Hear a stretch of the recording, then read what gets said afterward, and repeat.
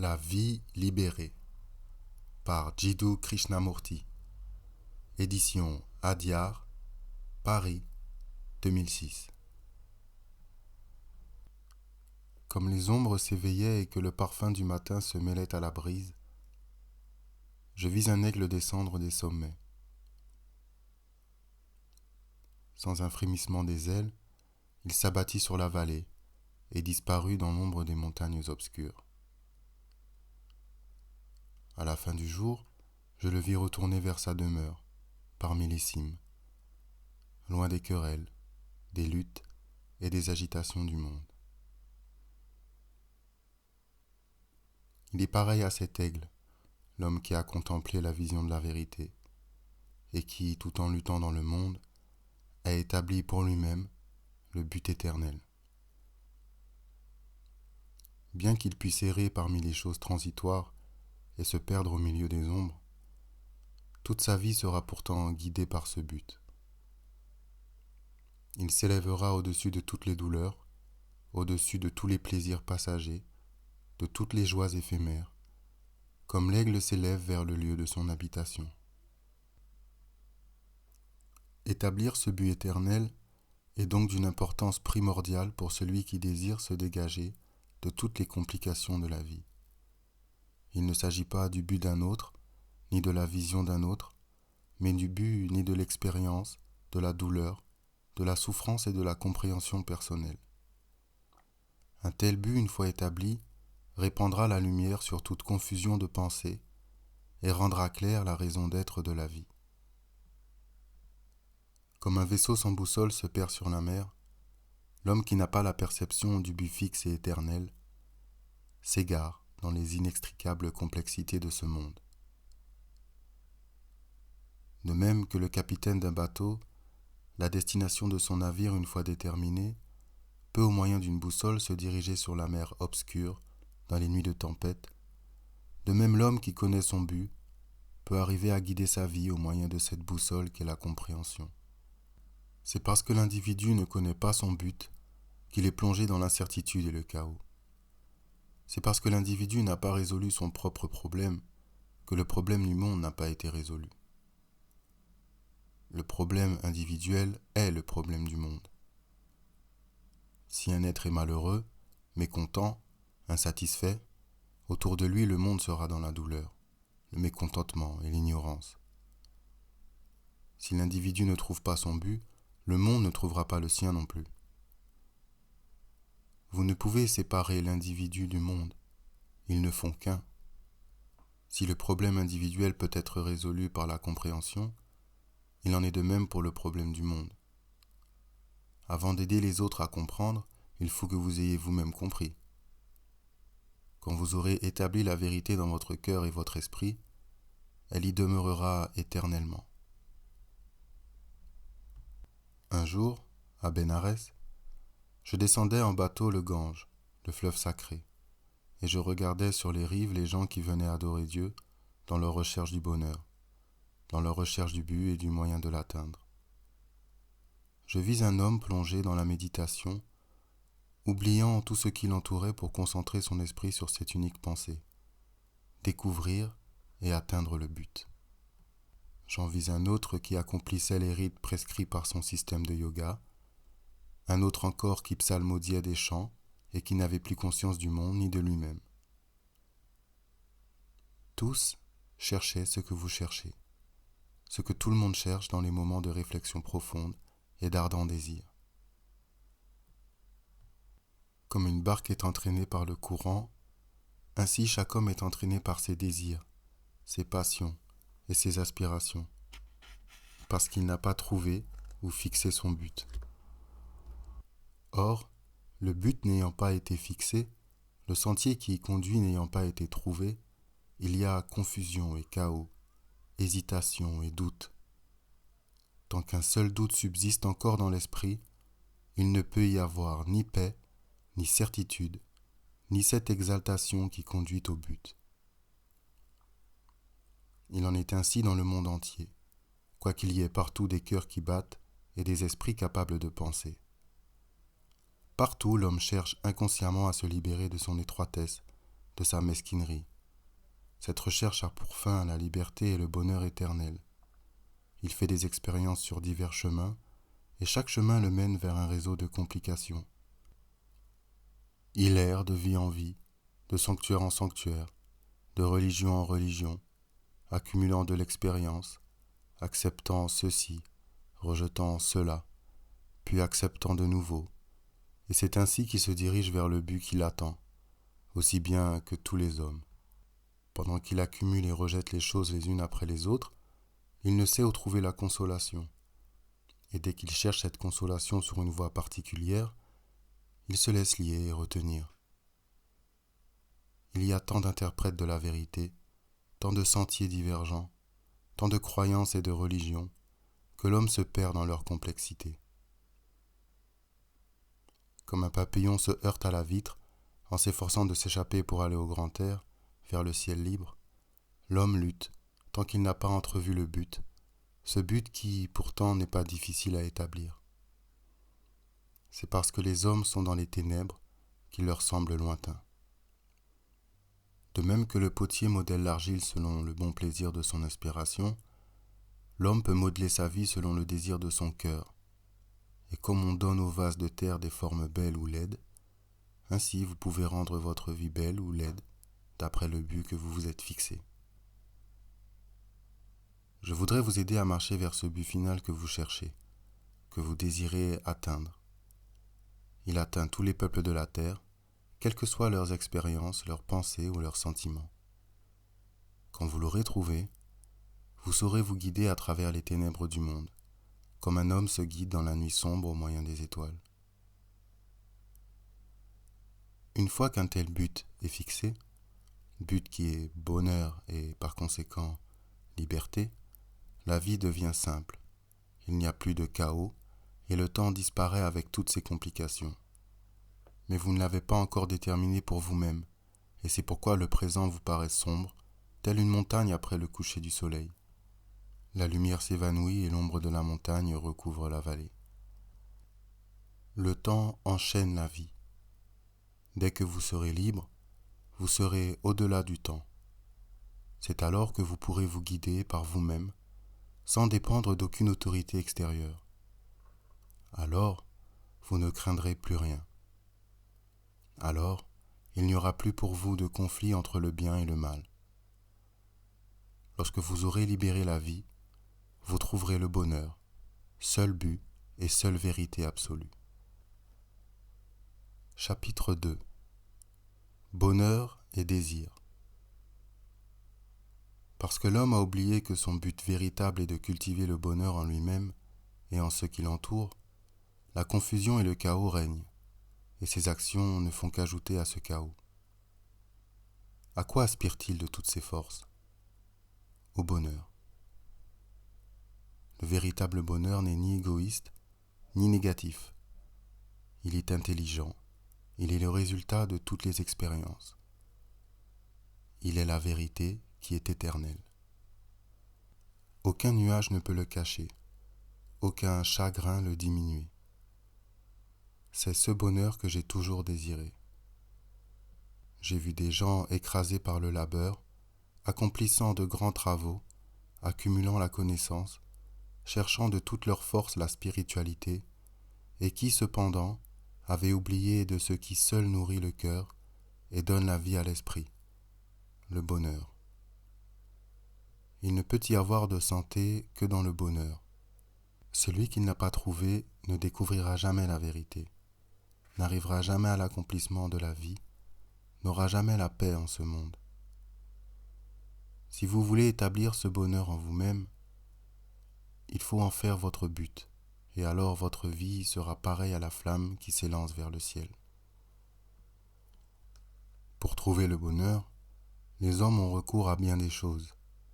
Ils adorent dans les temples et les églises, ils puisent dans les livres le savoir des autres, ils accomplissent des rites religieux, avec l'espoir de faire régner la paix et la tranquillité dans leur esprit. Sans cesse, le désir du bonheur ronge leur cœur. En Amérique, c'est vers le domaine physique surtout que se porte la recherche du bonheur. On dit que sans le confort physique, sans un corps vigoureux et sain, Les émotions ne peuvent se développer normalement, mais en essayant d'établir des conditions physiques parfaites, on perd de vue d'autres choses essentielles. Aux Indes, on va à l'extrême opposé et dans la recherche du bonheur, on néglige complètement le physique. N'importe où vous regardiez, vous verrez que tout être humain cherche le bonheur. Il commence sa recherche dans les plaisirs qui proviennent de l'excitation physique. Puis, découvrant que cette excitation ne satisfait pas son désir passionné d'un bonheur durable, il essaye d'autres expériences, mentales et émotionnelles. Au cours de la vie, on ne fait qu'accumuler, trier, recueillir et mettre de côté. Ce que vous avez recueilli, vous le rejetez ensuite. Et plus vous rejetez de choses, plus vous vous approchez de la libération. En mettant de côté ce que vous avez gagné, vous acquérez la connaissance qui vous donnera la force de façonner votre but, le pouvoir d'atteindre finalement le royaume du bonheur que chacun de vous cherche. De même qu'il y a dans l'arbre une sève qui le transfigure en donnant naissance aux feuilles, il y a, en chaque homme, cette étincelle de divinité qui, à travers la souffrance, l'extase, la lutte, à travers tout le processus de la vie, arrive à la perfection, à cet état de bonheur éternel qui est le but pour tous, qui est la spiritualité la plus vraie, le don le plus magnifique qu'un être puisse faire à un autre. Vous trouverez ce bonheur immortel, inaltérable, quand vous serez libéré des tyrannies du moi, de ses besoins, de ses désirs. Il ne s'agit pas là d'un but qui vous est imposé par un autre, mais de l'aspiration de tout être qui lutte, qui souffre et qui cherche. C'est l'étincelle de cette aspiration qui se transforme en flamme et devient une partie de la flamme éternelle. Et lorsque vous êtes capable de vous perdre dans cette flamme, vous êtes dans le royaume du bonheur. Chacun doit découvrir son propre moyen de parvenir au but. Il n'y a pas d'autre vérité, pas d'autre Dieu que le but que chacun établit en lui-même et qui ne peut être détruit par le souffle de l'homme, ni par les caprices passagers d'aucun Dieu. De quelle façon pouvez-vous atteindre ce but et garder ce bonheur dans votre cœur éternellement? Si vous réfléchissez, vous reconnaîtrez qu'il y a en tout homme 3 êtres différents, l'intelligence, les émotions et le corps. Et si vous observez, vous verrez que chacun d'eux a sa propre existence séparée et essaie de créer et d'agir indépendamment des autres, ce qui produit un manque d'harmonie. Le bonheur absolu n'est possible que lorsque l'harmonie est établie entre les 3. Si vous conduisez 3 chevaux et que chacun d'eux ait envie de courir à sa guise, sans s'occuper des autres, vous n'atteindrez pas votre destination, à moins d'être capable de les contrôler et de les conduire tous ensemble.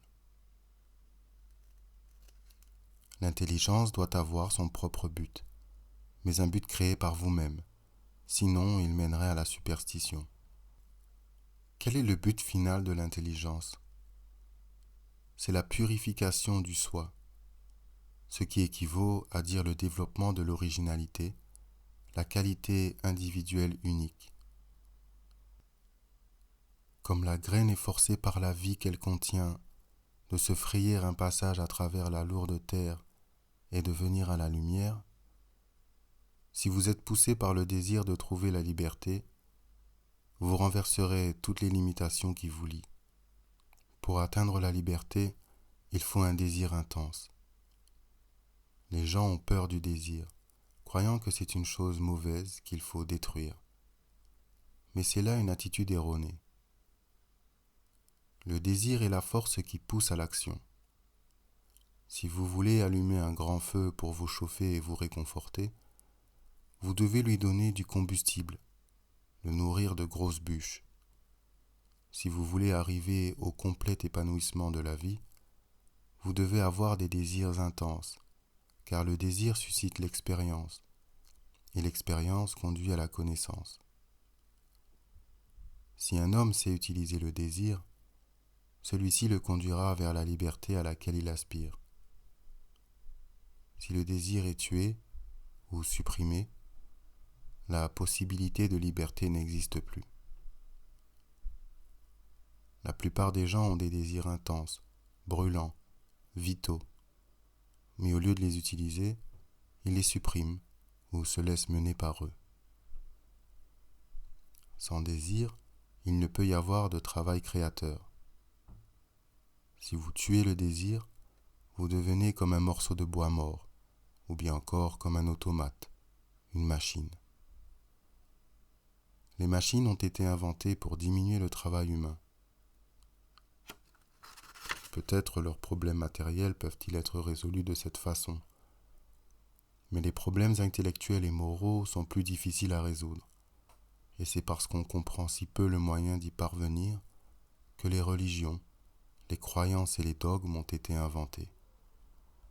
Si le désir donne la vie, il doit être encouragé. S'il crée de la souffrance, cette souffrance doit être surmontée par la compréhension. Parce que l'homme n'a pas envie d'être libre, il tue ses désirs. Parce qu'il n'a pas envie d'atteindre la véritable libération, il fait de lui-même une machine. Utilisez le désir comme un moyen capable d'éveiller en vous de plus grands désirs, de plus grandes joies et de plus grandes aspirations. Mais l'intelligence est nécessaire pour développer votre originalité individuelle, pour purifier vos désirs, pour prendre conscience de soi, de ce soi qui est le soi de tous, pour atteindre à cette union absolue avec toute chose qui met fin au sentiment de séparativité. Il faut que l'esprit soit simple, mais simplicité ne signifie pas état primitif ou fruste. Nous ne devons pas faire fi des résultats du progrès et de l'évolution. Nous devons, au contraire, les utiliser. Un esprit simple comprendra la perfection parce qu'il fait partie de cette perfection même. Un esprit déformé ne peut comprendre la vérité. Un esprit compliqué, rempli d'un savoir livresque, se cristallise facilement, bien qu'un tel savoir ait sa valeur. Dans toute belle architecture, sculpture et peinture, dans toutes les grandes formes de beauté, il y a la simplicité et la mesure. La simplicité de l'esprit est la plus grande des choses et la plus difficile à acquérir. Pour être simple, vous devez avoir eu de grandes expériences. La simplicité véritable est la plus haute forme de spiritualité. Quel est le but final des émotions ? C'est un détachement plein d'affection. Être capable d'aimer et n'être cependant attaché à personne ni à rien. C'est avoir atteint la perfection absolue de l'émotion. Un homme sans amour est comme un arbre en hiver, sec, dépouillé, sans fleurs pour embaumer l'air matinal. Ceux qui veulent atteindre la vérité doivent cultiver, tel un jardinier, cette fleur d'affection qui doit donner la joie et être une source de réconfort aux heures de désappointement et de souffrance. L'amour, si exigeant, jaloux, tyrannique ou égoïste qu'il puisse être au début, est un bouton qui s'épanouira dans toute sa magnificence et donnera à chaque passant le parfum de sa perfection. Sans amour, l'homme ressemble à un désert de sable sec, à une rivière en été, lorsqu'elle n'a plus d'eau pour abreuver ses rives. Ceux qui veulent atteindre la perfection du bonheur et la beauté qui est cachée aux yeux des hommes doivent cultiver cette qualité de l'amour.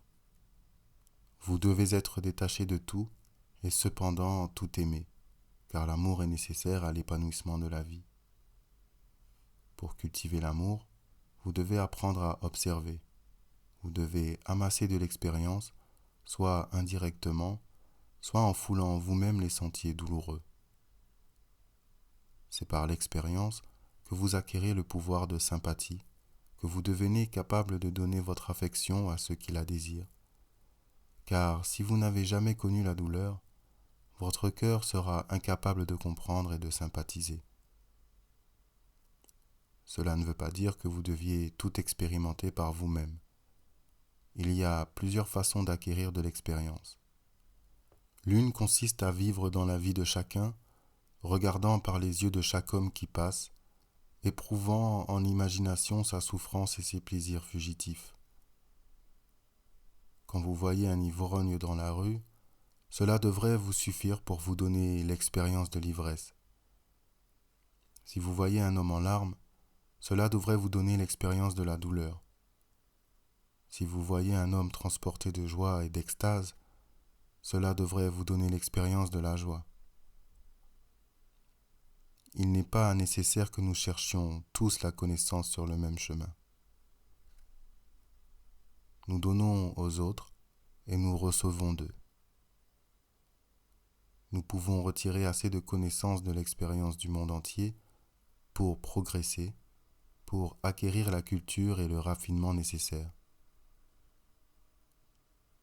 Si vous voulez atteindre à la plénitude de la vie, vous devez avoir cette accumulation d'expérience, car sans expérience, vous ne pouvez arriver au but.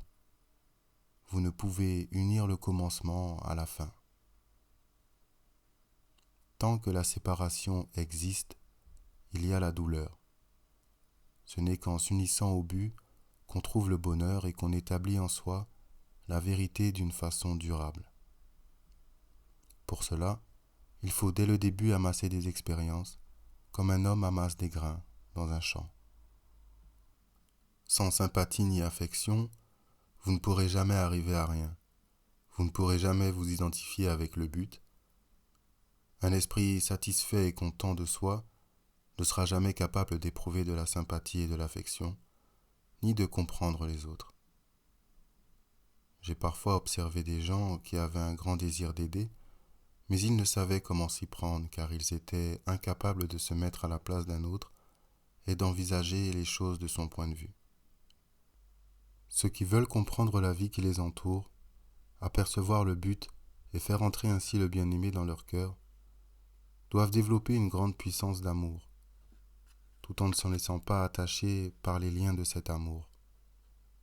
Ils doivent éprouver une immense sympathie et pourtant ne pas être enchaînés par cette sympathie. Ils doivent avoir de vastes désirs et n'être pourtant pas esclaves de ces désirs. Quel est le but final pour le corps? La beauté. Dans le monde entier, tous cherchent la beauté, mais ils la cherchent sans comprendre. Il est essentiel que le corps soit beau, mais il ne faut pas qu'il soit uniquement une belle enveloppe, vide de belles pensées et de beaux sentiments. Il faut une discipline, le contrôle mais non la suppression. Voilà les principes essentiels à l'harmonie des trois êtres qui se trouvent en chacun de nous. Le désir d'être libre, le désir d'échapper à toute chose, ou plutôt de s'élever au-dessus d'elle, est nécessaire pour atteindre la perfection. Vous ne pouvez vous libérer que si votre intelligence et votre cœur ont choisi un but dans la vie et s'efforcent continuellement d'y parvenir, sans jamais céder en rien à ceux qui dressent des barrières entre vous et ce but. Pour atteindre la perfection, pour s'avancer vers le but de la vérité, qui est le bonheur éternel pour tous, il est indispensable, quel que soit le degré d'évolution où vous vous trouviez, que vous soyez débarrassé de toutes traditions étroites et assujettissements nés d'une foi aveugle et sans contact avec la vie.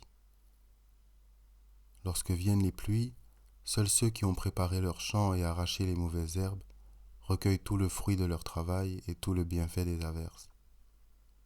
De même, si vous voulez que le bien-aimé soit toujours avec vous, vous devez arracher de votre intelligence et de votre cœur les idées compliquées, les traditions et les vues étroites, ces mauvaises herbes qui tuent la compréhension. Car sans compréhension, il n'y a pas de coopération avec la vie. Chapitre 3. Compréhension. La compréhension est aussi nécessaire au bien-être de l'esprit et du cœur qu'un beau feu par une nuit froide.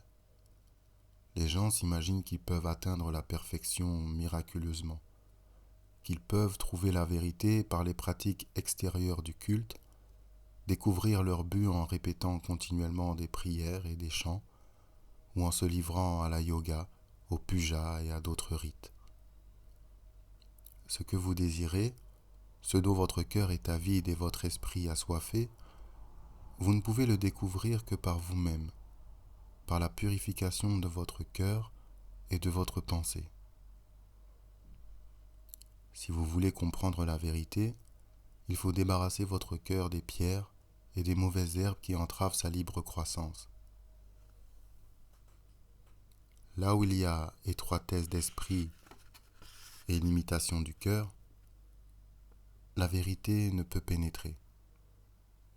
Si vous voulez grimper jusqu'à la région des neiges éternelles, il faut laisser derrière vous toutes les possessions que vous avez accumulées. Il faut que vous soyez endurcis et bien entraînés et que votre cœur soit rempli du désir de réussir. Ceux qui n'ont pas de but défini connaissent le renoncement et le sacrifice, le chagrin, la douleur et la peine, des luttes sans fin et un mécontentement passionné. Mais pour ceux qui se sont fixés comme but d'atteindre cette vérité qui est l'épanouissement de la vie, même s'ils demeurent encore dans la vallée des ombres, il n'y a ni sacrifice, ni lutte. Parce que vous n'avez pas de but fixe, toutes les ombres de la vallée vous attirent et vous enveloppent de leur molle brume, et ainsi vous perdez l'extase de vivre.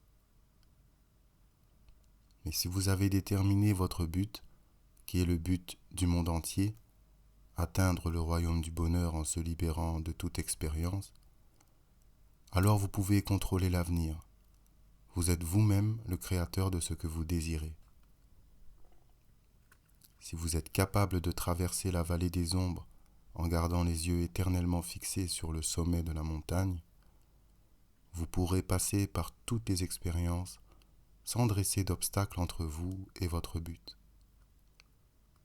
C'est là votre compréhension de la vie qui du chaos fera surgir l'ordre, et c'est dans ce but que le bien-aimé est venu.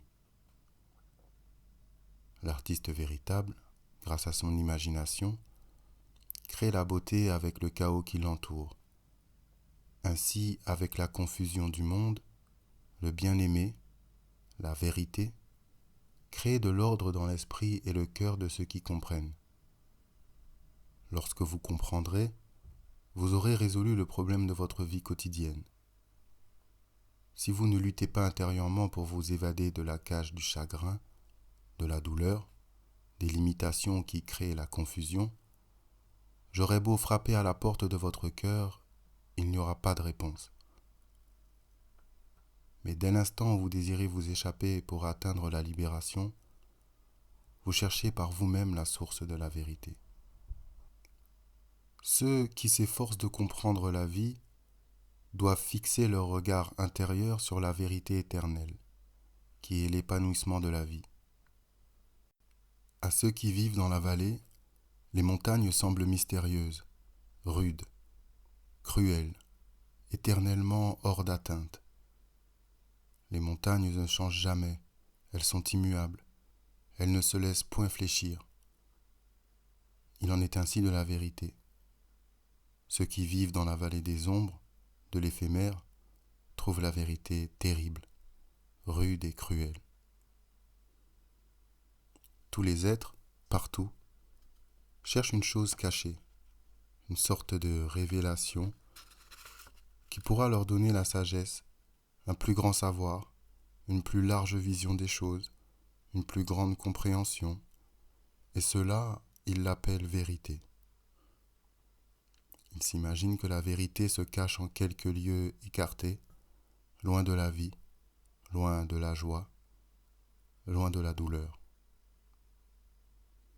Mais la vérité, c'est la vie. Et si vous comprenez la vie, vous comprenez aussi la vérité. Quand vous vivez votre vie pleinement, avec compréhension, vous devenez maître de la vérité. Bien qu'à notre époque on commence à se révolter contre la tradition de l'ordre établi, contre une conception étroite de la morale, La majorité des gens, néanmoins, jugent et cherchent à comprendre la vie en se plaçant au point de vue partial d'un esprit étroit et rigide. Un hindou ne reconnaîtra la vérité que si elle lui est présentée par sa religion, et il en sera de même d'un chrétien ou d'un bouddhiste. Mais la vérité n'est jamais contenue dans une seule forme. Elle ne peut être comprise qu'au moyen d'un esprit impartial, capable de détachement et d'un jugement lucide. Chaque être humain étant divin, tout homme au monde doit être son propre maître, son chef et son guide absolu. Mais s'il veut se guider intelligemment, il doit tout juger avec un esprit ouvert et ne pas rejeter par prévention ce qu'il ne comprend pas. La vérité, cette force qui est en chacun de nous et nous pousse vers l'accomplissement de notre propre perfection, c'est la consommation de l'intelligence. C'est l'absolu.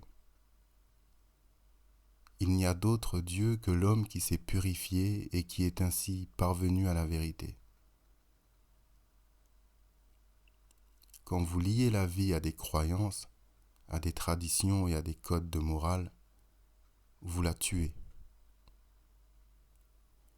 Si vous voulez être toujours plein de vitalité, intensément vivant, en croissance et en changement continuel, comme l'arbre qui sans cesse pousse de nouvelles feuilles, il faut que vous donniez à la vie l'aliment et les occasions qui la fortifieront et la feront grandir. Quand la vie désire trouver sa libération, c'est uniquement au moyen de l'expérience qu'elle peut l'atteindre. La compréhension de la vie, qui est la vérité, ne peut exister là où manque la palpitation, l'agonie, la souffrance, l'élan continuel de la vie, ses encouragements et ses découragements. Dans les temps anciens, aux Indes en particulier, ceux qui voulaient trouver la vérité s'imaginaient qu'ils pourraient découvrir la voie en s'écartant du monde souffrant, des choses éphémères, de l'ombre du réel, en détruisant tout ce qui était physique. Mais maintenant, vous devez faire face à la vie telle qu'elle est, car vous ne pouvez la conquérir que lorsque vous la comprenez pleinement, non partiellement. Il était une fois un homme qui fermait soigneusement toutes les fenêtres de sa maison, sauf une, dans l'espoir que le soleil entrerait par cette unique fenêtre. Mais le soleil ne vint jamais. C'est ainsi qu'agissent les gens qui sont ligotés par leurs traditions, leurs croyances étroites et sectaires, qui pensent que la vérité est contenue tout entière dans une de ces croyances. Rien ne peut enchaîner la vie qui est vérité, car elle doit rester libre et sans entrave. Si vous ne comprenez pas que le but de la vie est la liberté, vous ne faites que dorer les barreaux de votre cage, en inventant des théories, des croyances, des philosophies et des religions. La base de ces innombrables croyances est la peur. Vous craignez pour votre salut, vous craignez de mettre à l'épreuve vos propres connaissances, c'est pourquoi vous vous appuyez sur des déclarations et sur l'autorité d'autrui. Pour être heureux, a-t-on besoin de religion? Pour aimer, a-t-on besoin de bâtir des temples? Pour épanouir le soi, a-t-on besoin d'adorer un Dieu personnel? Ce ne sont pas des religions, des croyances et des dogmes que vous devez donner au monde souffrant, mais une nouvelle compréhension, issue d'une collaboration intelligente avec la nature, par l'observation de tous les événements quotidiens. Ceux qui veulent comprendre la vérité, qui veulent donner leur cœur et leur intelligence à cette vérité, doivent tout d'abord avoir grandi en expérience. Alors l'expérience les guidera, car elle donne l'intelligence, et l'intelligence est le résultat de l'expérience accumulée. La trame de la vie est tissée des choses ordinaires, et les choses ordinaires sont de l'expérience. que chaque événement, que chaque activité de votre vie quotidienne soit pour vous un enseignement et assimiler l'expérience à tout instant du jour. Vous allez dans les temples, dans les églises ou d'autres lieux consacrés au culte et vous vous imaginez que là vous êtes purifié. Mais cette purification résiste-t-elle à l'épreuve de la vie journalière ? Vos théories, votre connaissance superficielle de la vie ne vous aident pas dans les moments de crise. Quand la mort vient et vous enlève votre ami, vos croyances et vos théories ne vous aident pas à triompher de votre solitude et du sentiment de la séparation. Ce n'est que si le poison de la séparation a été détruit que vous en triompherez. Et vous ne pouvez le détruire qu'en observant les autres, lorsqu'ils sont dans la peine, la douleur ou la joie, et en découvrant ainsi qu'il y a unité dans la souffrance aussi bien que dans la joie. Nul autre que vous-même ne peut développer la puissance qui est en vous, car elle grandit par l'expérience. Mais l'expérience seule, quand le but que vous vous proposez ne lui donne pas une direction, n'engendre que le chaos, ce chaos qui règne en ce moment dans le monde. Si l'on ne comprend pas le but de la vie, il y a forcément du chaos. Ce qui est nécessaire avant tout, pour ceux qui cherchent à comprendre le véritable bonheur, c'est d'aspirer passionnément à être libéré de toute chose, à acquérir la liberté qui appartient à ceux qui n'ont plus besoin d'aucune expérience, parce qu'ils ont traversé toutes les expériences. Si vous voulez comprendre ce que j'appelle la liberté de la vie, il faut vous fixer à vous-même le but qui est la libération de tout, même de la vie. Pour comprendre la vie, il faut que vous soyez révolté, insatisfait, profondément mécontent. Beaucoup de gens dans le monde s'imaginent avoir trouvé la vérité parce qu'ils ont adopté telle ou telle théorie et pensent avoir ainsi résolu complètement le problème de la vie.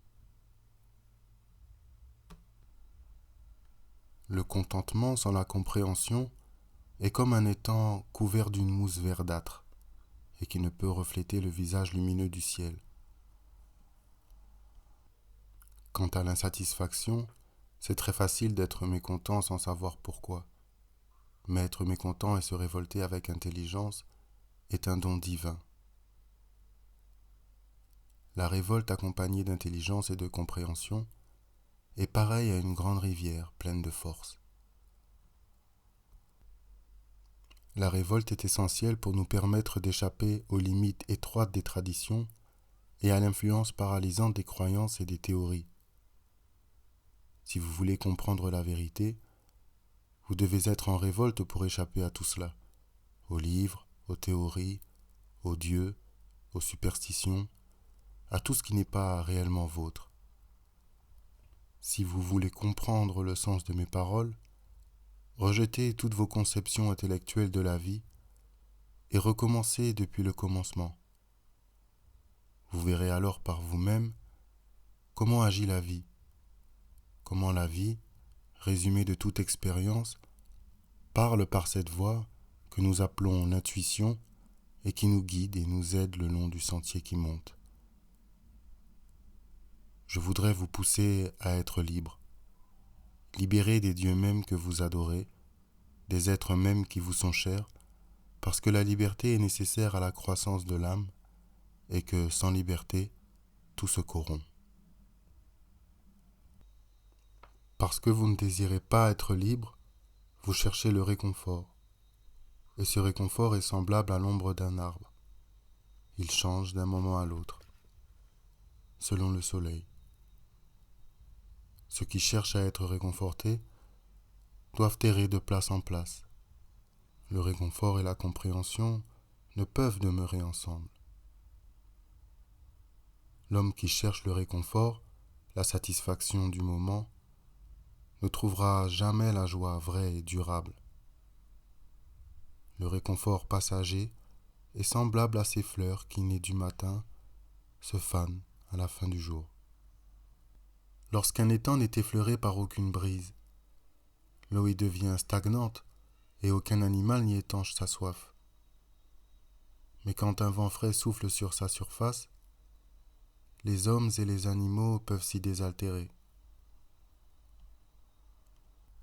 De même, s'il n'y a pas en vous, tel un vent frais, le désir de vous libérer de toute chose, vous ne trouverez pas la vérité qui, seule, peut apaiser la soif du monde. Une fois que vous êtes libre comme l'oiseau dans le ciel, votre vie devient très simple. La vie n'est compliquée que lorsqu'on la limite. C'est alors que vous éprouvez le besoin d'être soutenu par des traditions et des croyances.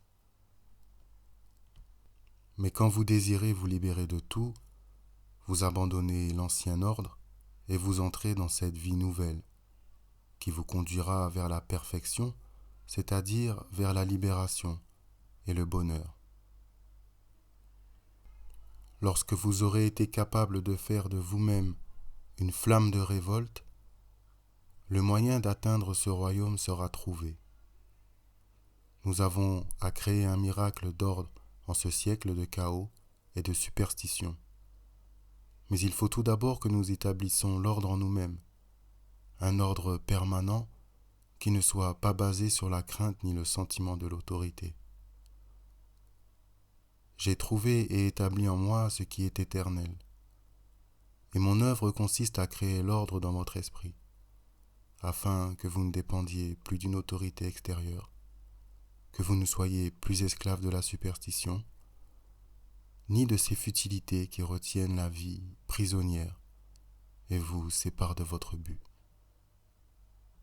Parce que vous n'avez pas de but véritable dans la vie, il y a en vous le chaos, de la souffrance sans compréhension, des efforts sans but, une lutte dans l'ignorance. Mais lorsque vous aurez fixé dans votre cœur et votre pensée le but, qui est le bien-aimé, la compréhension viendra dans votre vie. Il y aura encore peut-être des luttes, mais elles seront accompagnées de compréhension, et il y aura un plus grand amour et un plus grand bonheur. Fixez donc en vous ce qui est éternel, et les ombres d'aujourd'hui s'évanouiront. Lorsque vous avez établi le bien-aimé dans votre cœur, la source et la fin sont réunies, et le temps cesse d'exister, car l'éternité entre en vous. Lorsque vous avez établi le bien-aimé dans votre cœur, vous êtes prêt à affronter la haute mer, où les grandes tempêtes et les fortes brises activent la vie. Et parce que vous gardez le bien-aimé dans votre cœur, vous devez être comme un phare sur une côte obscure, guidant ceux qu'enveloppent encore leurs propres ténèbres. De quelle valeur peuvent être votre compréhension, vos nobles et hautes pensées, votre vie pure, si vous n'aidez pas ceux qui sont constamment dans la souffrance, les ténèbres et l'incertitude? De quelle valeur est la vérité que vous avez vue, si vous n'êtes pas capable de donner de cette vérité à ceux qui ont faim et soif de l'Éternel? Parce que vous avez compris, agissez courageusement, en accord avec votre compréhension, et donnez de votre vie à ceux qui sont dans les ténèbres. Chapitre 4. La recherche. Si vous voulez avoir une image claire de la vie, vous devez, en faisant avec discernement le tri de vos nombreuses expériences, acquérir une connaissance qui vous aidera à atteindre votre but.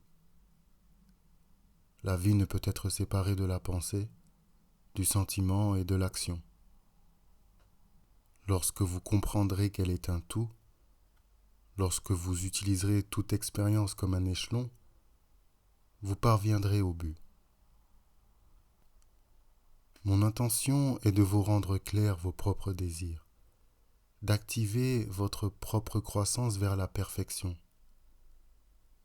Mais si vous ne faites que m'obéir, ou si vous vous servez de moi comme d'une autorité, comme un marchepied pour vous élever vers votre but, vous échouerez, car vous ne serez pas stimulé par votre propre désir.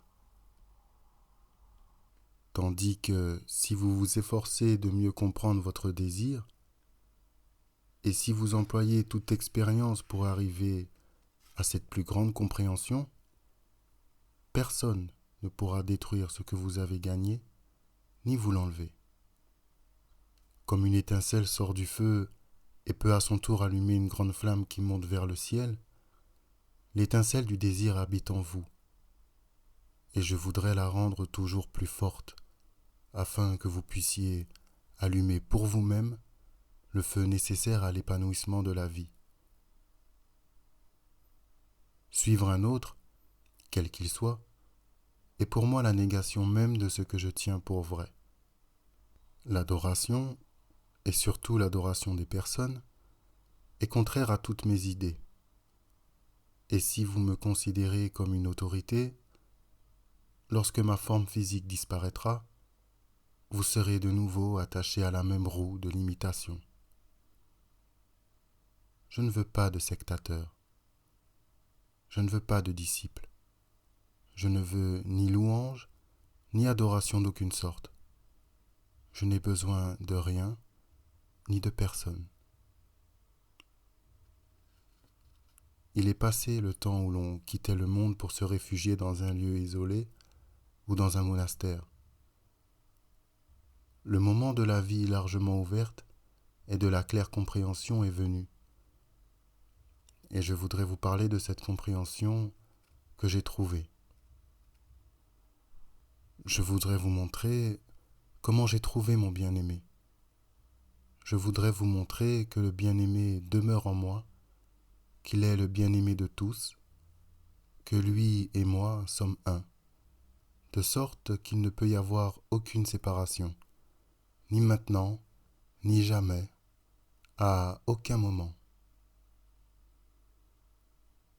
Longtemps, je me suis révolté contre tout, contre l'autorité des autres, contre l'enseignement des autres, contre la connaissance des autres, ne voulant rien accepter pour vrai, jusqu'à ce que j'eusse trouvé moi-même la vérité. Je ne m'opposais jamais aux idées des autres, mais ne voulais pas accepter leur autorité et leur théorie de la vie. Tant que je ne fus pas dans cet état de révolte, tant que je ne fus pas mécontent de tout, de toute foi, de tout dogme ou croyance, je restais incapable de trouver la vérité. Tant que je ne pus détruire ces choses par mon effort constant de découvrir ce qui se cachait derrière elles, je restais incapable d'atteindre la vérité que je cherchais. Bien entendu, je ne pensais pas à toutes ces choses quand j'étais jeune.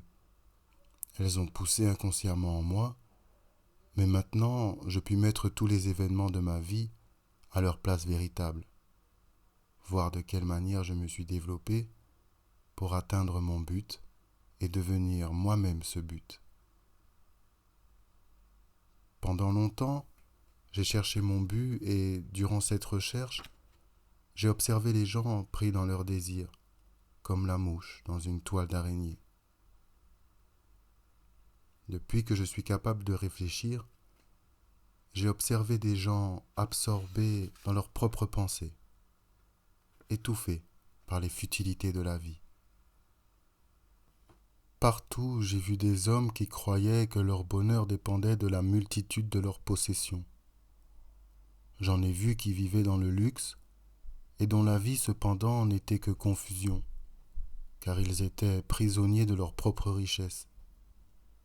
J'en ai vu qui, tout en ayant une grande puissance d'aimer, étaient liés par leur amour, n'ayant pas trouvé le moyen de donner cet amour tout en restant libres.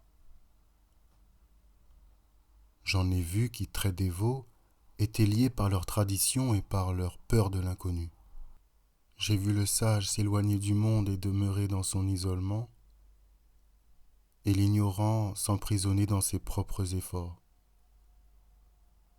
Observant ainsi les gens, j'ai vu qu'ils se bâtissaient des murs de préjugés, des murs de croyances, des murs de crédulité, des murs de crainte, contre lesquels ils luttaient, essayant de s'évader des murs mêmes qu'ils avaient érigés.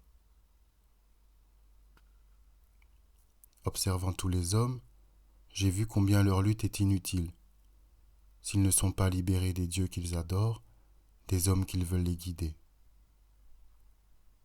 Tout guide, tout interprète de la vérité traduit cette vérité selon sa propre vision, qui est limitée. Si votre compréhension dépend de lui, la vérité ne vous apparaîtra qu'à travers ses limitations. Mais si vous établissez le but pour vous-même, si vous fortifiez votre propre désir de la vérité, et si vous vérifiez l'acuité de ce désir en observant, en accueillant la souffrance et l'expérience, alors vous n'aurez besoin de rien entre vous et votre but, entre vous et la vérité. Je voudrais que vous devinssiez certain de la vérité, car la vérité est plus grande que les livres de toutes les religions, plus grande que toute croyance à laquelle vous tenez. Mais parce que vous ne comprenez pas, elle vous semble quelque chose d'effrayant, un ennemi à vaincre. Et c'est parce que vous avez peur que vous cherchez un médiateur. Si votre cœur est pur et votre esprit compréhensif, vous n'avez pas besoin de gourous, de médiateurs qui, inévitablement, conditionnent et limitent la vérité. Depuis mon enfance, j'ai toujours observé ces choses, et je ne me suis jamais laissé prendre par elles. C'est parce que j'ai déterminé mon but et que je me suis toujours considéré comme un bateau, sur un courant, détaché de la terre où règne la confusion, que j'ai atteint mon but, et maintenant, je voudrais partager mon expérience avec les autres. Je voudrais aider ceux qui sont dans la confusion à devenir simples de cœur et d'esprit dans leur désir de parvenir au but. Petit garçon, j'étais déjà, ainsi que le sont ou devraient l'être la plupart des jeunes, dans un état de révolte. Rien ne me satisfaisait. J'écoutais, j'observais, je cherchais quelque chose au-delà des phrases, au-delà de la maya des mots. Je voulais découvrir et établir mon but moi-même. Je ne voulais me reposer sur personne. Je ne me rappelle pas le temps où l'on essayait de former mon adolescence. Mais lorsque je regarde en arrière, je vois que rien ne m'a jamais satisfait. Quand je suis allé pour la première fois en Europe, j'ai vécu parmi des personnes riches et bien élevées, de haute position sociale, mais malgré leur rang et leur situation, elles ne purent me contenter. Je me révoltais aussi contre les théosophes, avec tout leur jargon, leurs théories, leurs conférences et leurs explications de la vie. Lorsque j'allais à une réunion, les conférenciers ne faisaient que répéter des idées qui ne me satisfaisaient pas et ne me rendaient pas heureux. J'assistais de moins en moins aux réunions, je vis de moins en moins de personnes qui ne faisaient que répéter les idées théosophiques. Je mettais tout en question parce que je voulais trouver par moi-même. Je parcourais les rues, observant les visages de gens qui, eux-mêmes, m'observaient peut-être avec un intérêt plus grand encore. J'allais au théâtre, je voyais comment les gens s'amusaient, essayant d'oublier qu'ils n'étaient pas heureux, croyant résoudre leurs problèmes en donnant à leur cœur et à leur esprit le remède d'une excitation toute superficielle. Je vis des gens possédant des pouvoirs politiques, sociaux ou religieux, et cependant ils n'avaient pas dans leur vie cette chose essentielle, le bonheur. J'assistais à des réunions socialistes, communistes, et j'écoutais parler les chefs. Généralement, ils protestaient contre quelque chose. Ces réunions m'intéressaient, mais ne me satisfaisaient pas. En observant les différents types d'humanité, les uns après les autres, j'acquis indirectement de l'expérience. En chacun, je vis qu'il y avait en puissance un volcan de souffrance et de mécontentement. Je passais d'un plaisir à l'autre, d'un amusement à un autre, dans ma recherche d'un bonheur que je ne trouvais pas. J'observais le plaisir des jeunes, leurs danses, leurs vêtements, leur excentricité, et je vis qu'ils n'étaient pas heureux du bonheur que je cherchais. J'observais les gens qui ne possédaient presque rien et qui voulaient démolir ce que les autres avaient bâti. Ils croyaient résoudre les problèmes de la vie en démolissant pour rebâtir autrement, et ils étaient malheureux. Je vis des gens désirant servir aller dans les quartiers pauvres et malfamés. Elles voulaient aider, mais elles-mêmes avaient besoin d'aide. Comment peut-on guérir quelqu'un d'un mal dont on est soi-même atteint? Je vis des gens se complaire dans une stagnation improductive, stérile, des gens du type bourgeois qui jamais ne luttent pour s'élever au-dessus du niveau ordinaire de la vie, ou qui, tombant en dessous de ce niveau, en ressentent tout le poids. Je lus des livres de philosophie, de religion, des biographies de grands hommes, et je n'y trouvais pas ce que j'y cherchais. Je voulais arriver à avoir une attitude si sûre, si positive envers la vie, que rien ne pourrait plus jamais m'ébranler. Je me rendis aux Indes et je vis que là aussi, les gens faisaient fausse route. Ils restaient attachés étroitement aux anciennes traditions, ils traitaient cruellement les femmes, tout en se disant très religieux et en couvrant leur visage de cendre. Les Indes ont beau posséder les livres les plus sacrés du monde, les philosophies les plus grandes, de merveilleux temples anciens, rien de tout cela ne put me donner ce que je cherchais. Ni en Europe, ni aux Indes, je ne pus trouver le bonheur. Cependant, je continuai à chercher ce bonheur qui, je le savais, devait exister. Ce n'était pas chez moi une simple conviction intellectuelle ou sentimentale. C'était comme le sentiment d'une perfection cachée qui ne peut être décrite, mais de l'existence de laquelle on est sûr. Vous ne pouvez demander à un bouton de fleur comment il s'ouvre, comment il répand son parfum, à quelle heure de la matinée il s'épanouit au soleil. Si vous observez attentivement, intensément, vous découvrirez par vous-même la beauté cachée de la perfection. N'ayant toujours pas trouvé le but déterminé qui donne la joie de vivre, je me rendis en Californie. Je dus y aller par la force des circonstances, mon frère étant malade.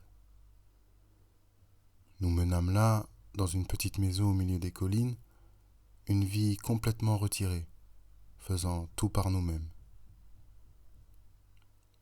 Si vous voulez découvrir la vérité, il faut vous éloigner du monde pendant quelque temps.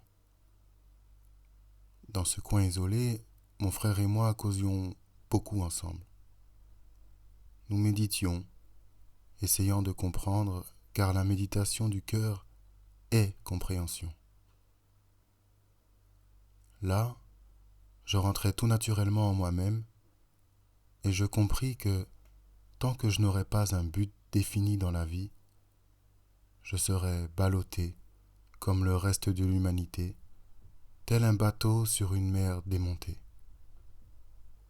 Avec cette idée en tête, rejetant toutes les choses secondaires, je déterminai volontairement mon but. Je voulus entrer dans le bonheur éternel, je voulus devenir le but même. Je voulus boire à la source de la vie. Je voulus réunir le commencement et la fin. Mon but devint mon bien-aimé, et ce bien-aimé est la vie de toute chose. Je voulus détruire la séparation qui existe entre l'homme et son but. Je me dis que tant qu'il y aurait ce vide de séparation entre moi-même et mon but, il y aurait souffrance, trouble et doute, et une autorité à laquelle je devais obéir, à laquelle je devais céder. Tant qu'il y a séparation entre vous et moi, nous ne pouvons être heureux. Aussi, commençai-je à détruire toutes les barrières que j'avais élevées jusque-là. Je commençai à rejeter, à abandonner, à écarter tout ce que j'avais amassé et, petit à petit, je me rapprochais de mon but. L'expérience que m'apporta la mort de mon frère fut très grande. Je ne parle pas de la souffrance, celle-ci est momentanée, tandis que la joie de l'expérience demeure. Si vous arrivez à comprendre justement la vie, la mort devient une expérience au moyen de laquelle vous pouvez construire votre maison de perfection, votre maison de bonheur. Le néant de la séparation existait encore en moi au moment où mon frère mourut. Je le vis une ou deux fois après sa mort, mais cela ne me suffit point. Si vous êtes seul, comment pouvez-vous être heureux? Vous pouvez inventer des phrases, avoir des connaissances puisées dans les livres, mais tant que le sentiment de la séparation et de la solitude subsiste en vous, il y a souffrance. Voulant établir la vie en moi-même, voulant devenir un avec le but, je luttais. La vie n'est que lutte continuelle, accumulation incessante des fruits de l'expérience.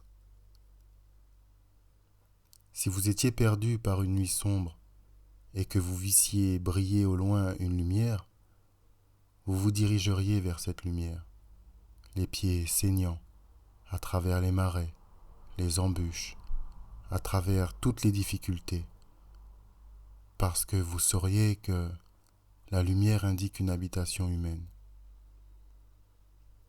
C'est ainsi que j'ai marché en luttant vers cette lumière qui est mon but et le but de l'humanité. Toutes les embûches, tout ce qui agrippe et retient, toutes les choses douloureuses sont passagères et s'effacent. Je souffris, mais je commençais délibérément à me libérer de tout ce qui me liait, jusqu'à ce que je fusse enfin uni au bien-aimé. J'entrais dans la mer de la libération et établis cette libération en moi. L'union simple avec le bien-aimé, le chemin direct, qui est le chemin éternel, donne à la vie le sentiment d'extase. Si vous cherchez la vérité dans le domaine de Maya, dans celui de l'intelligence ou de la simple émotivité, ou dans le domaine physique, vous ne la trouverez jamais. Cependant, lorsque vous l'aurez trouvée, vous comprendrez que chacun de ces domaines la contient. Vous ne pouvez séparer la vie d'aucune de ces expressions, mais pourtant, vous devez l'en distinguer. Parce qu'au début, j'essayais de séparer la vie du but, parce que la vie était pour moi une chose et la connaissance une autre, tout devint confus et je me raccrochais aux traditions, aux croyances consolantes, à la satisfaction et au contentement de soi. Lorsque vous percevez la lumière de votre but, elle vous guide comme, sur la côte obscure, un phare guide un bateau. Lorsque vous avez eu la vision de cette perfection, de cette beauté cachée qui ne peut être exprimée par des mots, qui est au-delà des théories intellectuelles et de la simple excitation émotive, elle sera votre guide éternel, elle répandra sa lumière sur votre chemin et vous atteindrez le but, quelle que soit votre expérience ou votre manque d'expérience. Ce n'est pas seulement une minorité qui peut l'atteindre, tous les hommes le peuvent, à n'importe quel stade d'évolution. Vous pourrez percevoir le bien-aimé lorsque vous aurez appris à traduire les plaisirs et les peines ordinaires de la vie en termes d'éternelle vérité. Si vous arrivez à interpréter toute expérience à la lumière de votre but, vous ne ferez plus qu'un avec ce but. Parce que je suis éternellement, inséparablement uni à mon bien-aimé, qui est le bien-aimé de tous, qui est vous-même, je voudrais vous montrer le chemin, à vous qui êtes en proie à la souffrance, au chagrin et au doute. Mais je ne peux que vous indiquer la route. C'est la force de votre propre désir qui doit vous pousser à réussir. Il faut que vous éprouviez vous-même la souffrance et la peine. Vous devez lutter par vous-même. Votre désir doit venir du fond de votre âme. Il doit résulter de votre propre expérience, car c'est seulement ainsi que vous réussirez. En vous disant comment j'ai atteint mon but, je ne cherche pas à vous imposer mon autorité, car si je faisais cela, je détruirais votre propre perception de la vérité. Je voudrais vous faire respirer l'air pur des montagnes, mais si vous cherchez à vous appuyer sur mon autorité, vous resterez dans votre vallée sombre et limitée. Il est beaucoup plus facile de suivre et d'adorer aveuglément que de comprendre et de devenir ainsi vraiment libre. Avant de m'être identifié avec mon but, qui est le bien-aimé de tous, qui est la source et la fin de tout, je ne voulais pas dire que j'avais trouvé et que, en trouvant, j'étais devenu le bien-aimé. Avant de m'être uni à l'Éternel, je ne pouvais pas transmettre la vérité aux autres. Avant d'être certain d'avoir trouvé le but permanent, je ne voulais pas dire que j'étais l'instructeur. Mais maintenant que j'ai trouvé, maintenant que je possède le bien-aimé en moi, maintenant que le bien-aimé est moi-même, je voudrais vous donner la vérité, que vous ne devez pas recevoir avec docilité, mais avec compréhension. Peu importe que vous l'acceptiez ou la rejetiez. La fleur qui s'épanouit et exhale son parfum ne se préoccupe pas de savoir si le passant jouit de son odeur. Ayant fini mon tableau, je vous demande de l'examiner en usant de votre sens critique et non aveuglément. Je souhaite que ce tableau vous donne l'envie d'en créer un vous-même. Je souhaite que vous deveniez amoureux du tableau et non du peintre, de la vérité et non de celui qui l'apporte. Devenez amoureux de vous-même et vous le deviendrez de tous. Il n'est pas nécessaire pour atteindre la libération d'entrer dans une organisation ou une religion quelconque qui ne ferait que vous lier, vous limiter, vous assujettir à un culte ou à une croyance particulière. Si vous aspirez à être libre, vous lutterez comme j'ai lutté contre l'autorité sous toutes ses formes, car elle est l'antithèse de la spiritualité. Si j'usais d'autorité envers vous et que vous reconnussiez mon autorité, cela ne vous rendrait pas libre. vous ne feriez que suivre la liberté d'un autre, et en suivant la liberté d'un autre, vous vous liez vous-même plus étroitement à la roue de la limitation. Ne permettez pas à votre intelligence et à votre cœur de se laisser lier par rien, ni par personne. Sinon, vous élèverez une autre religion, un autre temple. Tout en détruisant certaines croyances, vous en érigerez de nouvelles. Je combats toutes les traditions qui enchaînent, toutes les adorations qui limitent, toutes les imitations qui corrompent le cœur. Si vous voulez découvrir cette liberté dont je cherche à vous montrer le chemin, vous commencerez, comme je l'ai fait, par le mécontentement, la rébellion, la révolte intérieure contre tout ce qui nous entoure.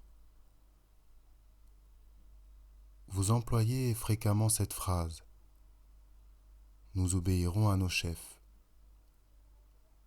Quels sont vos chefs ? Je n'ai jamais désiré être un chef. Je ne désire aucune autorité. Je désire que vous deveniez vos propres chefs. La vie est simple et magnifique, belle et divine. Mais vous voudriez saisir toute la beauté, toute la fraîcheur de l'aurore et de la calme nuit, pour les enfermer dans un cercle étroit, afin de pouvoir les adorer. Descendez un soir au bord de la mer, alors que soufflent les brises rafraîchissantes et que les brins d'herbe frémissent, alors que les grains de sable volent, que les arbres agitent leurs branches et que les vagues déferlent l'une sur l'autre. Vous voulez rassembler et fixer toute cette beauté dans les limites étroites d'un temple. Vous n'avez pas besoin de croyances pour vivre noblement. Et cependant, vous dites : je dois adorer les dieux, je dois accomplir des rites, je dois aller visiter des sanctuaires, je dois suivre ceci et faire cela. C'est un éternel « je dois ». Vivre ainsi, ce n'est pas vivre. Quoi que vous fassiez, n'élevez pas un autre temple autour de moi. Je ne m'y laisserai pas enfermer. Je veux être votre compagnon dans la fraîcheur de la brise. Je veux vous délivrer de vos propres limitations, vous encourager à la création individuelle, à la perfection individuelle, à l'originalité individuelle. Le soi ne peut être purifié et vraiment dépassé que lorsqu'il a développé son originalité, et non lorsqu'il est étroitement limité, enchaîné par les traditions, les formes et toutes les inutilités que vous croyez indispensables à votre bonheur. Je me souviens d'un conte écrit par un Norvégien. Le héros de cette histoire, à la recherche de la liberté et du bonheur, adopte successivement plusieurs religions, adore tel dieu après tel autre, pratique différents cultes, et pourtant il ne peut trouver ce qu'il cherche. Finalement, il se fait bouddhiste, quitte son corps et entre en nirvana. Il entre dans le nirvana des livres, et là, il aperçoit tous les dieux de toutes les religions, assis et causant entre eux. Il lui offre un siège libre. Le héros se présente sous la forme d'une flamme, mais cette flamme n'a pas envie de se laisser prendre, et pendant que tous les dieux essayent de le saisir, il disparaît. Les dieux ne peuvent le suivre, car les dieux mêmes sont liés. Ne vous laissez lier ni par moi, ni par personne. Le bonheur est en vous. J'ai voulu trouver par moi-même le but de la vie, et je l'ai trouvé sans l'autorité de personne. J'ai pénétré dans cet océan de liberté et de bonheur où il n'y a ni limitation, ni négation, car il est la plénitude de la vie. Parce que, après mon long voyage vers l'accomplissement et la perfection, j'ai enfin atteint cette perfection et l'ai fixée dans mon cœur, parce que mon esprit est serein et libéré éternellement comme la flamme, je voudrais donner à tous la compréhension.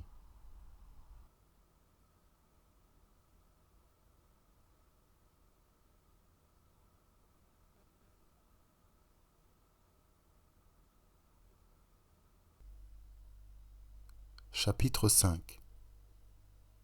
Tenez-vous debout par vos propres forces. Tous les êtres du monde sont absorbés par la recherche de cette vérité, qui les satisfera éternellement.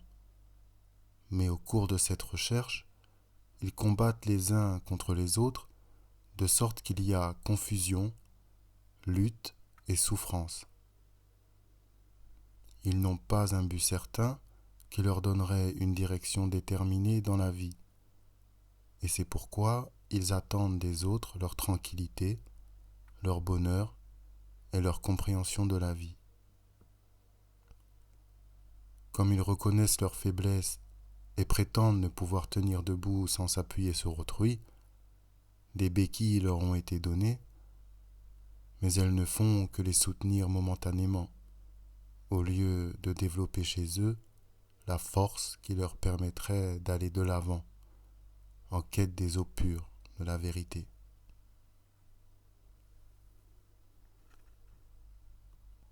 Si vous voulez trouver cette vérité,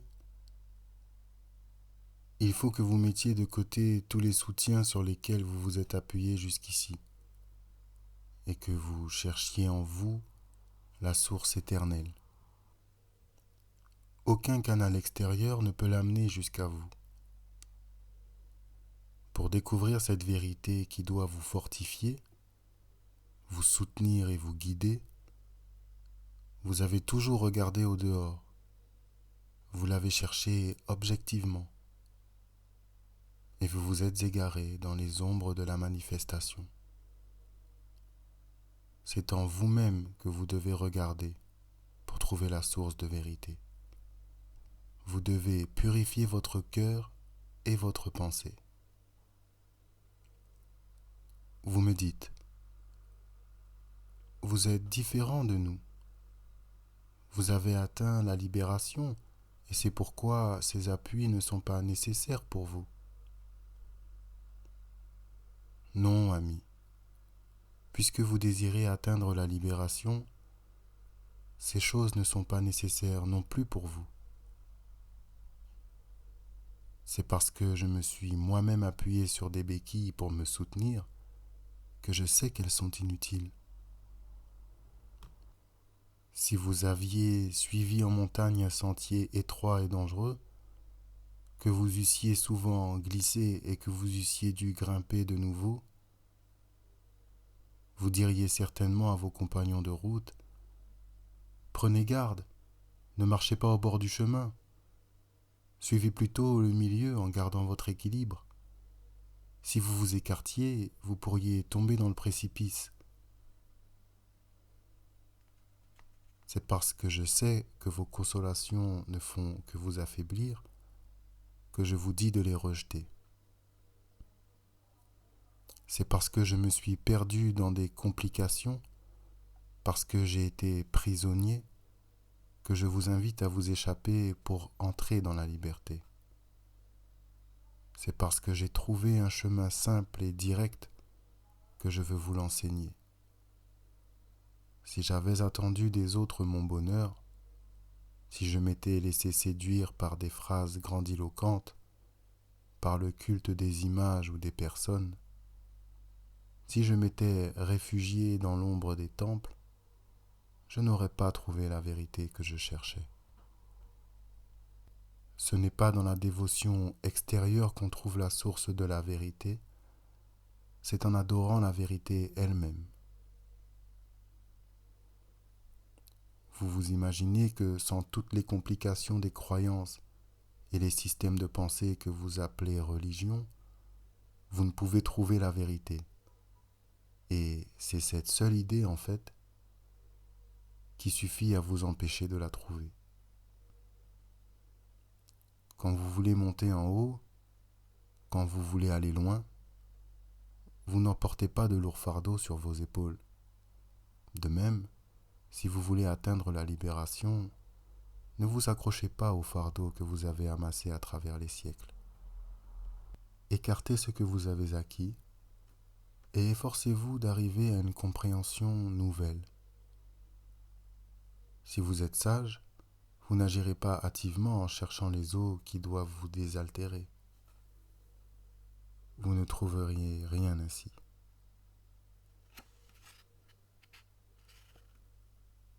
C'est par une compréhension pleine de patience, par une attention continue, qui vous empêchera de vous laisser prendre aux petites choses sans importance, que vous trouverez ce que vous cherchez.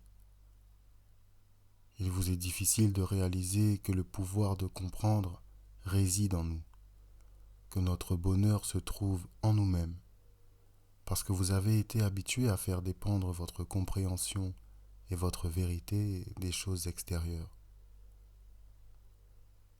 Appelez à vous le doute, c'est un baume précieux. Tout en brûlant, il vous guérira. En évitant ainsi le doute, en rejetant les connaissances que vous avez gagnées, en vous élevant au-dessus des choses que vous avez acquises, au-dessus même de vos propres compréhensions, vous trouverez la vérité.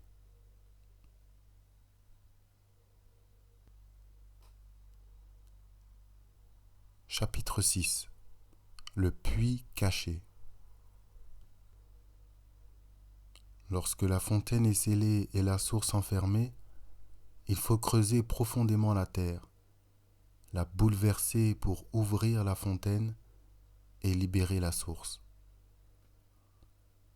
Dans un but identique, il faut aussi qu'il y ait un bouleversement en vous si vous voulez trouver la vérité. Comme l'eau est cachée dans les terres arides, la vérité est cachée dans votre cœur. Je voudrais creuser en chacun de vous un puits qui vous désaltère et vous soutienne, mais pour creuser profondément, il faut déraciner beaucoup de choses. Pour avoir un grand volume d'eau, il faut ouvrir profondément la terre. Ce travail produit la révolte et le mécontentement, ainsi que la destruction des choses inutiles. Aimez la vérité pour sa propre beauté. Agissez bien parce que vous le désirez vous-même. Et développez la perception intérieure, qui est la compréhension véritable. Si vous suivez sans comprendre, vous trahirez la vérité. Et parce que je suis tellement attaché à cette vérité, parce que je lui suis tellement reconnaissant d'être si belle, je souhaite que vous ne la trahissiez pas. C'est pour cela que je crée en vous la révolte, que je creuse profondément pour découvrir les eaux qui vous désaltéreront, la vérité qui vous donnera l'extase dans la poursuite du but, au milieu de ce monde de confusion. Si vous ne faites que répéter après moi des phrases nouvelles à la place des anciennes, cette répétition ne vous montrera pas le chemin de la vérité. Il doit y avoir un changement vital dans l'esprit et le cœur afin que cette perception intérieure de la vérité, qui est la vraie compréhension, puisse être développée. Ne vous installez pas plus confortablement encore dans votre attitude d'esprit, déjà si pleine de quiétude. La satisfaction et le contentement ne conduisent pas plus à la vérité qu'il n'apporte le bonheur. Devenez grand en développant votre originalité personnelle. Le génie d'un seul homme ne peut jamais être complet. Seul le génie issu de l'originalité individuelle de tous et que chacun a aidé à produire peut être parfait. Si vous voulez créer avec grandeur, si vous voulez que votre création dure éternellement, il faut, en comprenant la vérité, que vous développiez votre propre originalité, votre propre perfection, et non que vous imitiez la perfection d'un autre. Chapitre 7. Soyez amoureux de la vie. Pendant l'hiver, chaque arbre se réjouit davantage de l'air tiède du printemps. Si l'arbre n'a pas de vie, il ne peut se couvrir de feuilles, ni porter des fleurs et des fruits. Je vous parle de cette vie qui est en toute chose. C'est en la gardant pure, forte et ardente que vous trouverez le bonheur, non en la limitant et en l'enchaînant. Tout le monde s'occupe plus des branches et des feuilles de l'arbre que de la sève qui donne la vitalité à l'arbre entier. Ce qui m'intéresse, c'est la vie de l'arbre, non la branche, la feuille, la fleur ou le fruit, car je crois que tant que la vie de l'arbre restera saine, son expression sera forcément belle. De même, si la vie en vous est forte, intense et pure, vous atteindrez cette vérité sans limite qui ne peut être conditionnée. Si vous cherchez à la conditionner, vous la trahissez. Tous, vous vous occupez de l'aspect de l'arbre. Vous taillez ses branches, vous examinez ses feuilles. Vous êtes enivré par son parfum et vous n'êtes pas content lorsqu'on attire votre attention sur ce qui produit l'arbre, avec son parfum, ses feuilles et ses branches. Parce qu'il n'y a pas de vie dans une branche desséchée, elle est brisée par les vents d'hiver et tombe. Il en sera de même de l'homme qui ne place pas la vie avant toutes les choses de moindre importance, qui ne libère pas la vie de ses entraves et des futilités qui lui sont imposées. Pour libérer la vie, il faut être amoureux d'elle.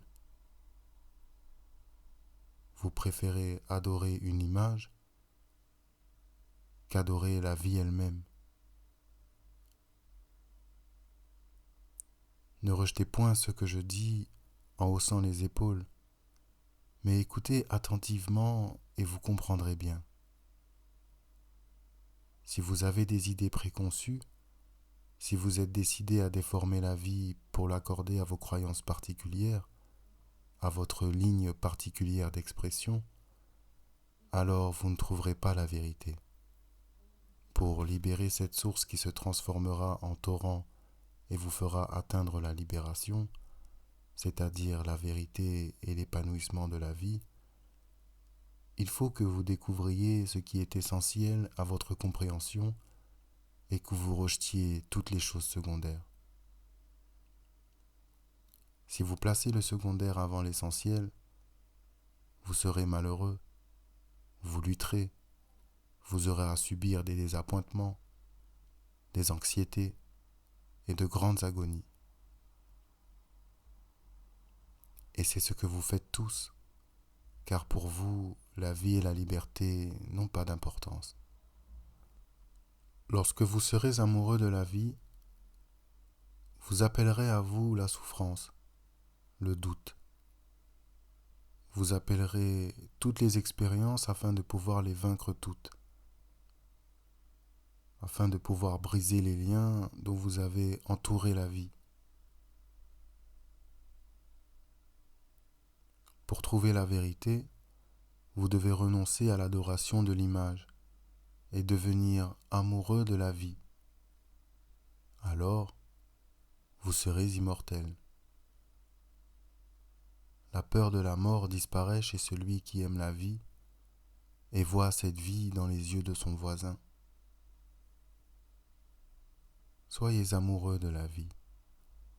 C'est elle qu'il faut suivre, non les personnalités, car l'adoration des personnalités ne vous conduit pas à la vérité. La vérité n'appartient à aucun individu, à aucune religion. Elle ne peut être trouvée dans l'obscur sanctuaire des temples, ni dans les salles bien éclairées des sociétés organisées. Elle ne peut être trouvée non plus dans les livres ni dans les cérémonies. Je voudrais vous amener à la compréhension de la vérité, mais vous préféreriez m'entendre répéter ce que vous avez déjà entendu 100 fois. Vous préféreriez que je vous endorme, que je vous berce confortablement, plutôt que d'éveiller en vous le désir de tout briser et de découvrir la vie. Si vous voulez découvrir la cause de toute la beauté du monde, de tous les jeux d'ombre et de lumière, ne vous laissez pas prendre à l'illusion des expressions de la vie, mais cherchez plutôt, en étant amoureux de la vie, cette vérité qui est la vie elle-même.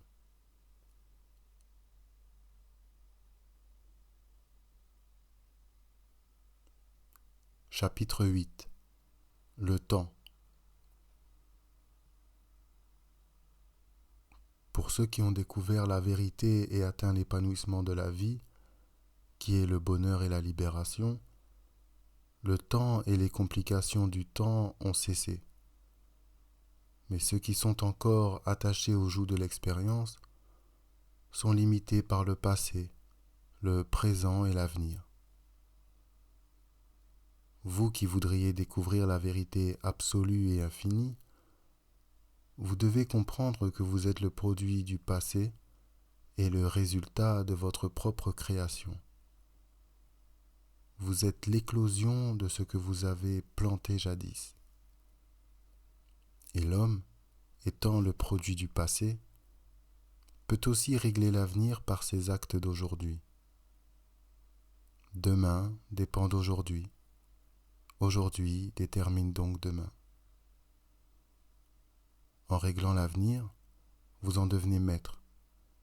Vous le placez dans le présent. Tous les êtres au monde sont liés par le passé, par les traditions, les craintes, les hontes, les croyances, la moralité du passé. Si vous regardez constamment en arrière, vous ne découvrirez jamais la vérité. La découverte de l'éternelle vérité est toujours en avant de vous. Si vous le comprenez réellement, vous ne vous accrocherez point au passé. Vous ne serez pas toujours conditionné par les pensées, les actions, les sentiments, la morale du passé, car cela signifie stagnation et esclavage de la vie. Abattez les prisons du passé, comme le bûcheron se fraye un chemin à travers les forêts obscures avec sa cognée, pour trouver le libre espace et les brises fraîches.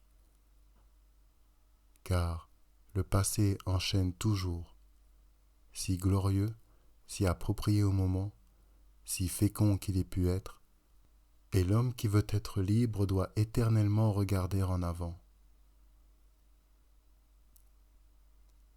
Si vous voulez marcher, construire, créer dans l'éternel, vous ne devez pas mettre le passé en conflit avec le présent, mais vous devez appeler à vous l'avenir et le mettre, lui, en conflit avec le présent.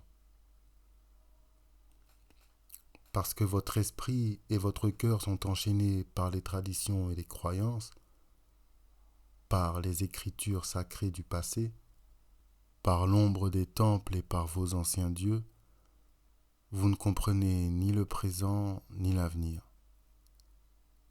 Le temps, tel que l'homme le conçoit, vous sépare de votre but.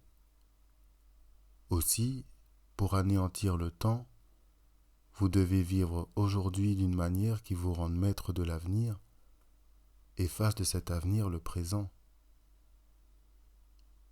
On aime penser à sa gloire future, ou bien encore se reposer sur les lauriers de ce qu'on fut jadis. Comme c'est réconfortant. Croire en votre grandeur en quelque avenir éloigné ne vous aidera pas à vous diriger aujourd'hui dans la vie, tant que vous luttez encore et que la confusion règne dans votre esprit et votre cœur. Ce n'est pas dans un avenir éloigné que j'ai voulu être grand.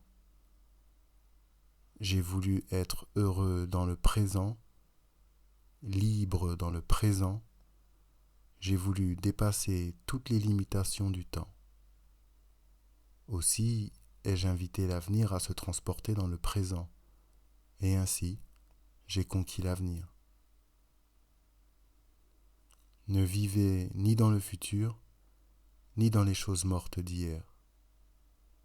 Vivez dans le présent immédiat, comprenant que vous êtes le produit du passé et que par vos actes d'aujourd'hui, vous commandez au lendemain, devenant ainsi maître du temps, maître de l'évolution et par là maître de la perfection.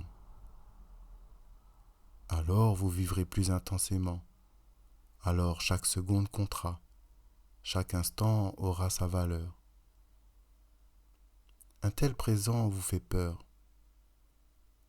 Vous aimez bien mieux être dirigé par le passé dans votre crainte de l'avenir. Mais l'avenir n'est effrayant pour ceux qui marchent dans le chemin de la compréhension. Si vous voulez arriver au plein épanouissement de la vie, vous devez inviter l'avenir à faire partie du présent, créant ainsi un conflit en vous-même. Vous ne trouverez pas le bonheur dans le contentement, mais seulement dans un état de stagnation. Si vous voulez le bonheur véritable, vous devez connaître d'abord ce conflit intérieur qui fera épanouir en vous la fleur de la vie. Mettez de côté le passé avec toutes ses splendeurs, magnifiques et terribles, avec ses traditions si grandes et cependant si limitées, avec tous ces codes de morale qui ne font qu'étrangler la vie. Et regardez dans votre propre esprit et votre propre cœur pour découvrir ce qu'il y a devant vous dans l'avenir. Puisque vous êtes le produit du passé et que vous pouvez contrôler l'avenir, cet avenir devient le présent et vous vivez dans ce présent.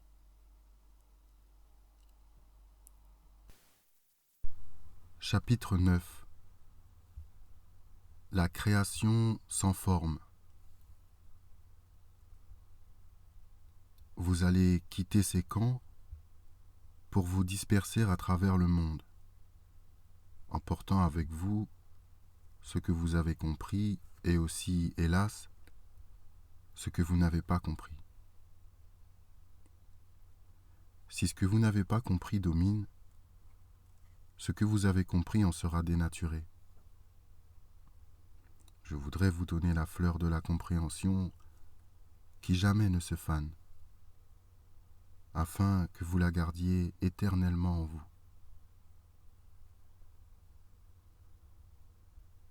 La vérité est comme une flamme sans forme définie. Elle varie d'un instant à l'autre.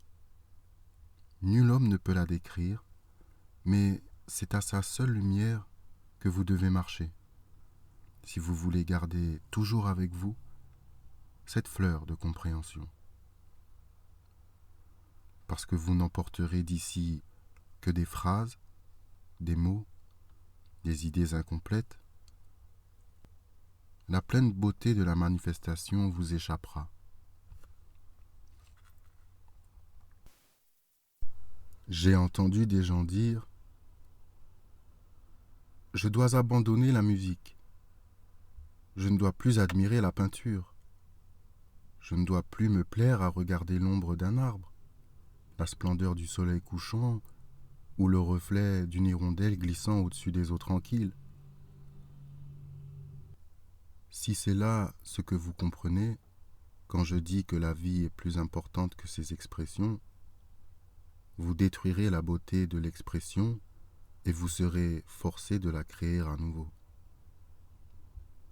Croyez-vous qu'il y ait tant de beauté autour de nous dans l'expression, dans la manifestation de la vie, pour qu'on la détruise, qu'on la dédaigne et qu'on passe sans l'admirer? L'eau est nécessaire à la beauté du lotus, et le lotus rend les eaux plus belles. Ainsi, lorsqu'on détruit l'expression de la vie, quand on la rend hideuse, horrible à voir, la vie elle-même, la vie qui est en chacun, se trouve corrompue, mutilée, enlaidie. Amis, ne cessez donc pas d'admirer la beauté. Ne retenez pas le rire heureux de votre cœur à la vue d'une feuille dansante. Ne contrariez pas les expressions de la vie en méconnaissant son but. Pour amener ces expressions à leur perfection, à leur plein épanouissement, la vie doit être libre. Elle ne doit pas être enchaînée par des traditions, ni par la stagnation de vos règles de morale et de vos croyances. Ces expressions seront alors belles tout naturellement. Plusieurs milliers de personnes sont venues à ces camps. Et que ne pourraient-elles faire dans le monde si toutes elles comprenaient? Elles pourraient changer le monde dès demain. Son expression deviendrait différente parce qu'une vie nouvelle lui aurait été apportée. C'est ce que j'aspire à faire. C'est l'unique désir qui brûle dans mon cœur. Voyant partout la tristesse et la corruption, la souffrance, la douleur, des joies éphémères et d'éphémères caprices, je voudrais éveiller la vie et l'amener à son parfait épanouissement. Vous qui partez, il faut que vous réalisiez votre responsabilité. On ne joue pas avec la vérité. Vous ne devez pas la fausser par votre manque de compréhension, mais la développer en reconnaissant pleinement le but de la vie.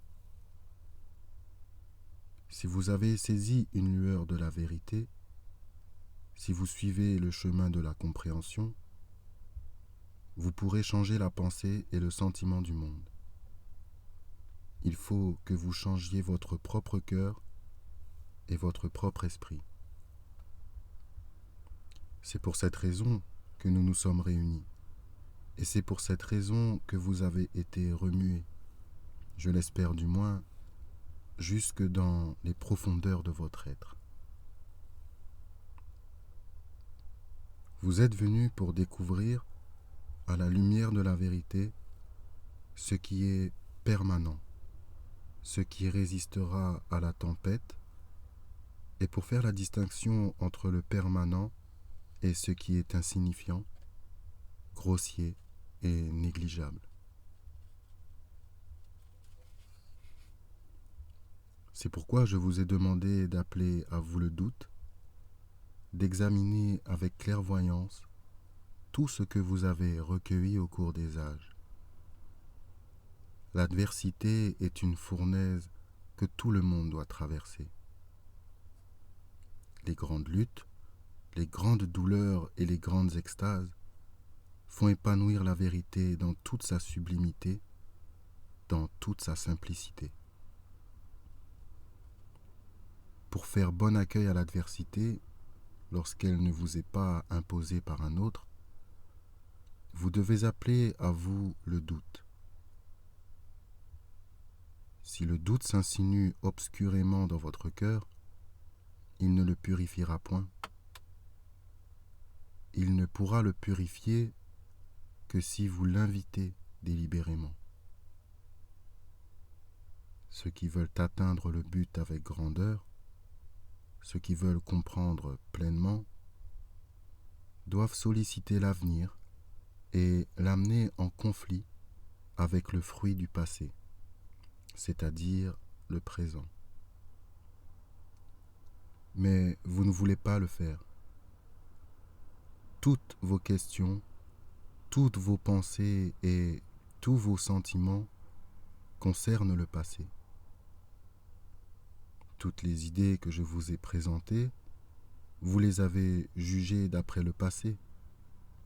Mais, amis, la vérité n'est liée ni par le passé, ni par le présent, ni par l'avenir. Pour comprendre la vérité, il faut que vous mettiez de côté tout ce que vous avez accumulé, que vous ne vous cramponniez pas avec effroi au passé, si beau qu'il ait été. Si le passé vous semble si fécond, si le passé qui est mort vous est si cher, si le passé exerce un tel attrait sur vous, pourquoi donc êtes-vous ici ? Vous êtes ici parce que l'avenir vous confronte. Pour comprendre l'avenir, il faut que vous écartiez le passé et que vous placiez cet avenir dans votre cœur et votre pensée, vous attachant à lui aussi désespérément qu'un homme qui se noie désire de l'air. Ce qui fait la gloire de l'homme, ce n'est pas seulement de vivre dans quelque avenir lointain, mais de transporter cet avenir dans le présent immédiat. Je vous le dis, amis, il y a ici quelqu'un de plus grand que vos livres, vos rites, vos religions et vos croyances. Et si vous voulez commencer à comprendre la vérité, il faut que vous mettiez de côté le passé si heureux, si agréable, si doux qu'il ait pu être, et que vous fassiez accueil à l'avenir. Si vous vous accrochez au passé en l'adorant, vous serez pareil à ces souches mortes sur lesquelles l'eau ne peut plus ramener les pousses vertes. Ayant à bâtir avec grandeur, il faut que vous fassiez entrer dans le présent cet avenir, la vérité et la vie dans tout son épanouissement.